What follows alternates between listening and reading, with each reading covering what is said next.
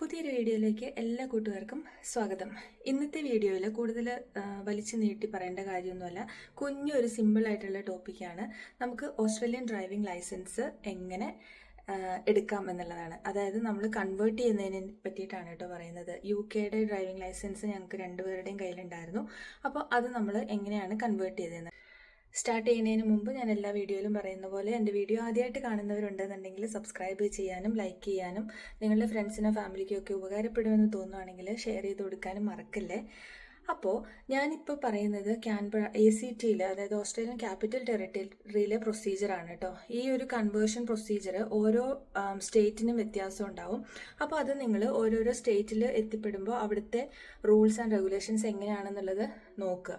അപ്പോൾ ഞാൻ പറയുന്നത് നമ്മൾ ACTയിൽ എങ്ങനെയാണ് കൺവേർട്ട് ചെയ്യുന്നതെന്നാണ്. നമ്മൾ ഡ്രൈവിംഗ് ലൈസൻസ് കൺവേർട്ട് ചെയ്യാനായിട്ട് പോകേണ്ടത് ആക്സസ് കാൻബറ എന്ന് പറഞ്ഞിട്ടുള്ള ആ ഒരു സെൻറ്ററിലാണ്. അതൊരു ഗവൺമെൻറ് ഓഫീസാണ്. മറ്റുള്ള സ്ഥലങ്ങളിൽ മറ്റുള്ള സ്റ്റേറ്റുകളെ പറ്റിയിട്ട് എനിക്ക് കൂടുതൽ ഐഡിയ ഇല്ല. പക്ഷേ നമുക്ക് ഇവിടെ ACTയിൽ ആക്സസ് കാൻബറയിൽ നമ്മൾ ഡയറക്റ്റ് വാക്ക് ഇൻ അപ്പോയിൻമെൻറ്റ് എടുത്താൽ മതി. അവിടെ ചെന്ന് കഴിയുമ്പോൾ അവർ നമ്മളുടെ അടുത്ത് എന്താണ് പർപ്പസ് ഓഫ് വിസിറ്റ് ചോദിക്കും. അപ്പോൾ നമ്മൾ പറഞ്ഞു കഴിയുമ്പോൾ അതിനനുസരിച്ചിട്ടുള്ള ആ ഒരു ഫോം അവർ ഫില്ല് ചെയ്യാനായിട്ട് തരും. അതിൽ നമ്മളുടെ സിമ്പിളായിട്ടുള്ള കുറച്ച് ഡീറ്റെയിൽസ് ഫില്ല് ചെയ്ത് കഴിയുമ്പോഴാണ് നമുക്ക് ടോക്കൺ നമ്പർ അനുസരിച്ചിട്ട് നമ്മളെ കൗണ്ടറിലേക്ക് വിളിക്കുന്നത്. എനിക്ക് തോന്നുന്നു ഈ ഏറ്റവും ഈസി ആയിട്ട് നമുക്ക് ഡ്രൈവിംഗ് ലൈസൻസ് മാറ്റിയെടുക്കാൻ പറ്റുന്നത് ഇവിടെയാണെന്ന് തോന്നുന്നു. കാരണം മറ്റുള്ള ഉള്ള സ്റ്റേറ്റുകളിലെല്ലാം ഞാൻ കേട്ടിരിക്കുന്നത് നമുക്ക് 3 years ആൻഡ് എബവ് ഉള്ള ലൈസൻസിന് മാത്രമാണ് ഡയറക്റ്റ് ആയിട്ട് കൺവേർട്ട് ചെയ്ത് കിട്ടത്തുള്ളൂ. അതായത് ഇപ്പോൾ നമുക്ക് UK, അയർലൻഡ്, ന്യൂസിലാൻഡ് അങ്ങനെ അവരുടെ ലിസ്റ്റിൽ കുറച്ച് രാജ്യങ്ങളുണ്ട്. ഏതൊക്കെ രാജ്യങ്ങളിലെ ലൈസൻസ് ആണ് ഡയറക്റ്റ് ആയിട്ട് കൺവേർട്ട് ചെയ്യാൻ പറ്റുന്നതെന്നുള്ളത്. അപ്പോൾ അത് വെബ്സൈറ്റിൽ പോയിട്ട് നോക്കുകയാണെന്നുണ്ടെങ്കിൽ നിങ്ങൾ ഏത് രാജ്യത്തു നിന്നാണോ വരുന്നത് അപ്പോൾ ആ രാജ്യം അതിൽ ലിസ്റ്റിലുണ്ടോ എന്നുള്ളത് അറിയാനായിട്ട് പറ്റും. ഇന്ത്യ ഇല്ല കേട്ടോ. പക്ഷേ ഇന്ത്യയുടെ ഡ്രൈവിംഗ് ലൈസൻസ് അവർ അക്സെപ്റ്റ് ചെയ്യുന്നുണ്ട്. അതായത് നമുക്ക് UK അല്ലെങ്കിൽ അയർലൻഡ് ലൈസൻസ് നമ്മളുടെ 3 വർഷത്തിൽ താഴെയാണ് എന്നുണ്ടെങ്കിൽ നമ്മൾ അതിൻ്റെ മുമ്പത്തെ എക്സ്പീരിയൻസ് കാണിക്കാനായിട്ട് ഇന്ത്യൻ ലൈസൻസും കൂടെ സബ്മിറ്റ് ചെയ്യുകയാണെന്നുണ്ടെങ്കിൽ നമുക്ക് കൺവേർട്ട് ചെയ്ത് കിട്ടുന്നതായിരിക്കും. പക്ഷേ നമുക്ക് ഇവിടെ ACTയിൽ UK ലൈസൻസ് മാത്രമാണ് നമ്മൾ സബ്മിറ്റ് ചെയ്യേണ്ടതായിട്ടുണ്ടായിരുന്നുള്ളൂ. അതായത് ഇപ്പോൾ എൻ്റെ ലൈസൻസ് 1 ഇയറും പിന്നെ കുറച്ച് മാസങ്ങളും ആയിട്ടുണ്ടായിരുന്നുള്ളൂ ഞാൻ ഓസ്ട്രേലിയയിലേക്ക് മൂവ് ചെയ്തപ്പോൾ. അപ്പോൾ എൻ്റെ UK ലൈസൻസ് ഈസി ആയിട്ട് കൺവേർട്ട് ചെയ്ത് കിട്ടിയിട്ടുണ്ടായിരുന്നു. എൻ്റെ അടുത്ത് പ്രീവിയസ് ലൈസൻസുകളോ അല്ലെങ്കിൽ ഇന്ത്യയിലെ ലൈസൻസോ അങ്ങനെയുള്ള കാര്യങ്ങളൊന്നും ചോദിച്ചിട്ടുണ്ടായിരുന്നില്ല. അപ്പോൾ എനിക്ക് തോന്നുന്നു ഇത് ACTയിലെ മാത്രം പ്രത്യേകതയാണ്. ബാക്കി എല്ലാ സ്റ്റേറ്റിലും അവർ 3 വർഷത്തിൽ കൂടുതലുള്ള ലൈസൻസുകൾ ചോദിക്കുന്നുണ്ട്. അപ്പോൾ നമ്മൾ എന്തൊക്കെ ഡോക്യുമെൻറ്റ്സ് ആണ് അന്ന് ഈ ഒരു കൺവേർഷന് വേണ്ടിയിട്ട് കരുതേണ്ടതെന്നുള്ളത് ചെക്ക് ചെയ്യാം. അപ്പോൾ ആദ്യം തന്നെ ഞാൻ പറഞ്ഞ പോലെ നമ്മൾക്ക് ഓസ്ട്രേലിയ ആക്സെപ്റ്റ് ചെയ്യുന്ന രാജ്യങ്ങളിൽ നിന്നുള്ള ഡ്രൈവിംഗ് ലൈസൻസ് മസ്റ്റായിട്ട് ഉണ്ടായിരിക്കണം. അത് വിതിൻ ഡേറ്റ് ആയിരിക്കണം കേട്ടോ. എക്സ്പയർ ആയതൊന്നും അവർ ആക്സെപ്റ്റ് ചെയ്യത്തില്ല.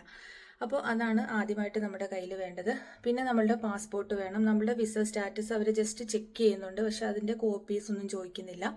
പാസ്പോർട്ട് മസ്റ്റായിട്ട് നമ്മൾ ഒറിജിനൽ പാസ്പോർട്ട് അന്നത്തെ ദിവസം കൊണ്ടുപോകേണ്ടതായിട്ടുണ്ട്. പിന്നെ വേണ്ടത് നമുക്ക് 2 ID ഡോക്യുമെൻറ്റ്സ് ആണ്. അതായത് ഒന്ന് നമ്മളുടെ പാസ്പോർട്ട് കൂടാതെ അവർ നമ്മളുടെ പേരുള്ള 2 ID ചോദിക്കുന്നുണ്ട്. അപ്പം അതിനകത്ത് ഒന്നുകിൽ നമ്മൾക്ക് മെഡിക്കെയർ കാർഡ് കിട്ടിയിട്ടുണ്ടെങ്കിൽ അത് കൊണ്ടുപോകാം. അതല്ല എന്നുണ്ടെങ്കിൽ നമ്മളുടെ പേര് ഫുൾ നെയിം മെൻഷൻ ചെയ്തിട്ടുള്ള 2 ATM കാർഡ്സ് കൊണ്ടുപോകാനായിട്ട് പറ്റും. അപ്പോൾ ഈ ATM കാർഡ് എന്ന് പറയുന്നത് നമ്മളുടെ ഫുൾ നെയിം അതിലുണ്ടാവണം. അത് ഏത് സ്ഥലത്തെ ATM കാർഡ് ആണെങ്കിലും കുഴപ്പമില്ല, അതിൽ നമ്മളുടെ പേരുണ്ടാവണം എന്ന് മാത്രമേ ഉള്ളൂ ഒരു കണ്ടീഷൻ എന്ന് പറയുന്നത്. അതല്ലാതെ നമ്മളുടെ ആധാർ കാർഡോ പാൻ കാർഡോ മറ്റേ ഇന്ത്യയുടെ ഡ്രൈവിംഗ് ലൈസൻസുകളോ അങ്ങനെയുള്ളതൊന്നും അവർ ID ഡോക്യുമെൻ്റ് ആയിട്ട് ആക്സെപ്റ്റ് ചെയ്യത്തില്ല. അപ്പം അതാണ് 3ാമത്തെ ഡോക്യുമെൻ്റ് ആയിട്ട് നമ്മുടെ കയ്യിൽ വേണ്ടത്. പിന്നെ വേണ്ടത് നമ്മുടെ പ്രൂഫ് ഓഫ് അഡ്രസ്സ് ആണ്. അതായത് ഒന്നുകിൽ നമുക്ക് നമ്മുടെ യൂട്ടിലിറ്റി ബിൽസ് കൊണ്ടുപോകാം, അതല്ല എന്നുണ്ടെങ്കിൽ ടെനൻസി എഗ്രിമെൻറ്റ്, നമ്മളുടെ റെൻ്റൽ എഗ്രിമെൻറ്റ് കൊണ്ടുപോകാനായിട്ട് പറ്റും. അപ്പോൾ അതിൽ നമ്മളുടെ പേര് ഉണ്ടായിരിക്കണം. അതായത് നമ്മളുടെ പേരിൽ ഉള്ള ആ ഒരു റെൻ്റ് എഗ്രിമെൻറ്റ് ആയിരിക്കണം.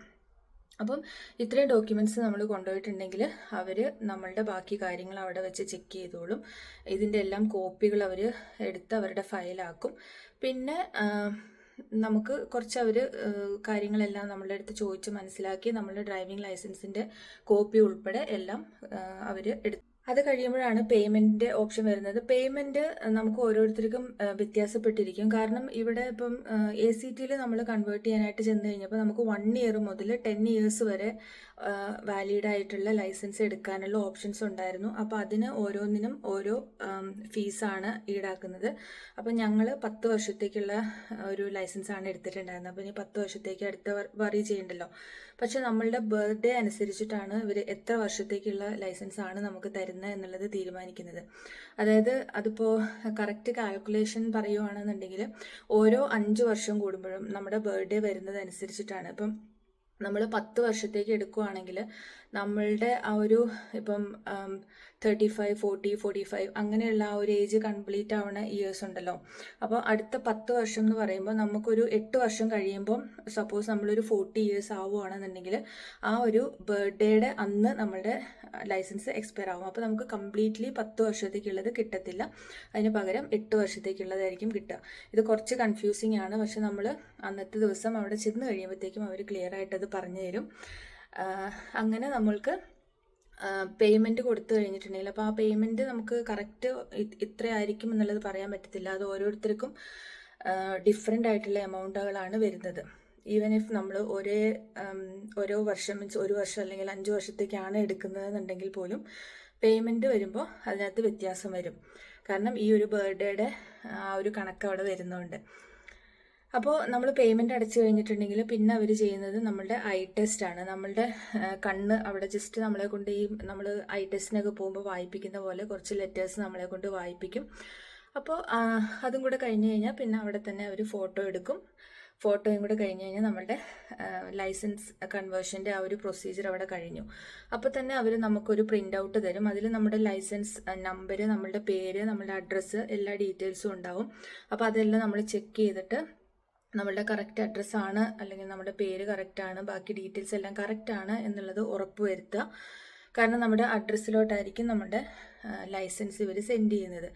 അപ്പോൾ അതിനകത്ത് അവർ പറയുന്നുണ്ടാവും നമ്മൾ ഈ ഒരു ആ ഒരു പേപ്പർ വെച്ചിട്ട് നമുക്ക് 28 ദിവസം വരെ ഓടിക്കാനായിട്ട് പറ്റും. ഇനിയിപ്പോൾ ആ 28 ദിവസത്തിനുള്ളിൽ നമ്മൾ ഒറിജിനൽ നമ്മുടെ ലൈസൻസ് റിസീവ് ചെയ്തിട്ടില്ല എന്നുണ്ടെങ്കിൽ കോൺടാക്ട് ചെയ്യാനായിട്ടുള്ള ഒരു നമ്പരും ഡീറ്റെയിൽസും എല്ലാം ആ ഒരു പേപ്പറിൽ ഉണ്ടാവും. ഞങ്ങൾക്ക് അപ്ലൈ ചെയ്ത് ഒരു 1 വീക്ക് കഴിഞ്ഞപ്പോഴത്തേക്കും നമ്മുടെ പോസ്റ്റൽ അഡ്രസ്സിലേക്ക് ലൈസൻസ് വന്നിട്ടുണ്ടായിരുന്നു. അപ്പോൾ അതൊരു വലിയൊരു ഇഷ്യൂ അല്ല, പെട്ടെന്ന് തന്നെ നമുക്ക് ലൈസൻസ് കിട്ടും. പിന്നെ ഇതിൽ ചില കണ്ടീഷൻസ് ഉണ്ടാവും. അതായത് ഇപ്പോൾ ഞാൻ ഷോർട്ട് സൈറ്റിന് ഗ്ലാസ്സസ് യൂസ് ചെയ്യാറുണ്ട്. അപ്പോൾ ഞാൻ ഈ ഒരു ഐ ടെസ്റ്റ് ചെയ്ത സമയത്ത് ഗ്ലാസ് വെച്ചിട്ടുണ്ടായിരുന്നു. ഗ്ലാസ് വെച്ചിട്ടില്ലെങ്കിൽ എനിക്ക് ചിലപ്പോൾ ആ കുഞ്ഞക്ഷരങ്ങളൊന്നും വായിക്കാനായിട്ട് പറ്റില്ല. അപ്പോൾ എൻ്റെ ഇതിൽ ഒരു S എന്ന് പറഞ്ഞിട്ടൊരു കണ്ടീഷൻസ് ഉണ്ടായിരുന്നു. അപ്പോൾ ആ കണ്ടീഷനാണ് ഞാൻ ഡ്രൈവ് ചെയ്യുന്ന സമയത്തെല്ലാം ഗ്ലാസ്സസ് ഉണ്ടായിരിക്കണം എന്നുള്ളത്. അപ്പോൾ അതുപോലെ നമ്മൾ ഗ്ലാസ്സുകളൊക്കെ വെക്കുന്നവരാണെന്നുണ്ടെങ്കിൽ ഇതുപോലെയുള്ള കണ്ടീഷൻസ് അതിനകത്ത് ഉണ്ടാവും. അപ്പോൾ നമ്മൾ അത് എപ്പോഴും നമ്മൾ ഡ്രൈവ് ചെയ്യുന്ന സമയത്തൊക്കെ നമുക്ക് കണ്ണാടി ഉണ്ടാവണം. അതല്ല എന്നുണ്ടെങ്കിൽ അത് ഫൈൻ കിട്ടാനുള്ള ചാൻസ് ഉണ്ടാവും. അപ്പോൾ ഇത്രയൊക്കെയാണ് നമുക്ക് ഡ്രൈവിംഗ് ലൈസൻസ് കൺവേർട്ട് ചെയ്യാനുള്ള കാര്യം എന്ന് പറയുന്നത്. അപ്പോൾ എനിക്ക് പറയാനുള്ളത്, നിങ്ങൾ ക്യാൻബറയിലോട്ട് വരാനുള്ളവരാണ് എന്നുണ്ടെങ്കിൽ ഇപ്പോൾ ലൈസൻസൊക്കെ എടുക്കാറായിട്ടുണ്ട്, UK, അയർലൻഡിലൊക്കെയാണ്, എടുക്കണോ അതോ ഇവിടെ വന്നു കഴിഞ്ഞിട്ട് എടുത്താൽ മതിയോ എന്നൊക്കെ ഡൗട്ട് അടിച്ചിരിക്കുന്നവരാണെന്നുണ്ടെങ്കിൽ ഉറപ്പായിട്ടും എടുത്തോ. കാരണം നമുക്ക് ഇവിടെ വന്നു കഴിയുമ്പോൾ അത് ഒരു അരമണിക്കൂർ പോലും ടൈം എടുക്കാത്തൊരു പ്രോസസ്സാണ് കേട്ടോ. ഓസ്ട്രേലിയൻ ഡ്രൈവിംഗ് ലൈസൻസ് എങ്ങനെ നമുക്ക് എടുക്കാം, സിമ്പിളായിട്ട് UK അല്ലെങ്കിൽ അയർലൻഡ്, ന്യൂസിലാൻഡ് ലൈസൻസുകൾ എങ്ങനെ സിമ്പിളായിട്ട് കൺവേർട്ട് ചെയ്യുക എന്നുള്ള ഒരു കുഞ്ഞു വീഡിയോ ആയിരുന്നു. വീഡിയോ ഇഷ്ടപ്പെട്ടു എന്നുണ്ടെങ്കിൽ ലൈക്ക് ചെയ്യുക. അതുപോലെ ക്യാൻബറയിലോട്ട് വരാനിരിക്കുന്ന നിങ്ങളുടെ ഫ്രണ്ട്സ് ആരെങ്കിലും ഒക്കെ ഉണ്ടെന്നുണ്ടെങ്കിൽ ഷെയർ ചെയ്ത് കൊടുക്കുക. ലൈസൻസ് എടുക്കണോ വേണ്ടയോ എന്ന് ഡൗട്ട് അടിച്ചിരിക്കുന്നവർ ഉറപ്പായിട്ടും എടുത്തിട്ട് വരിക. കാരണം നമ്മൾ ഒന്നേന്ന് തുടങ്ങുമ്പോൾ അത് കുറച്ച് കോംപ്ലിക്കേറ്റഡ് പ്രോസസ്സാണ് എന്നുള്ളതാണ് എനിക്കറിയാൻ കഴിഞ്ഞേക്കുന്നത്. അപ്പോൾ നമ്മുടെ കയ്യിൽ ബാക്കപ്പായിട്ടൊരു ലൈസൻസ് ഉണ്ട് എന്നുണ്ടെങ്കിൽ അത് പുതിയതാണെങ്കിൽ പോലും ക്യാൻബറയിൽ അവരത് നമുക്ക് ഈസി ആയിട്ട് കൺവേർട്ട് ചെയ്ത് തരുന്നുണ്ട്. അപ്പം അത്രയേ ഉള്ളൂ. വീഡിയോ ഇഷ്ടപ്പെട്ടെങ്കിൽ ലൈക്ക് അടിക്കാൻ മറക്കല്ലേ. മറ്റൊരു വീഡിയോ ആയിട്ട് കാണുന്നവരേക്കും എല്ലാവർക്കും bye. Thank you so much for watching.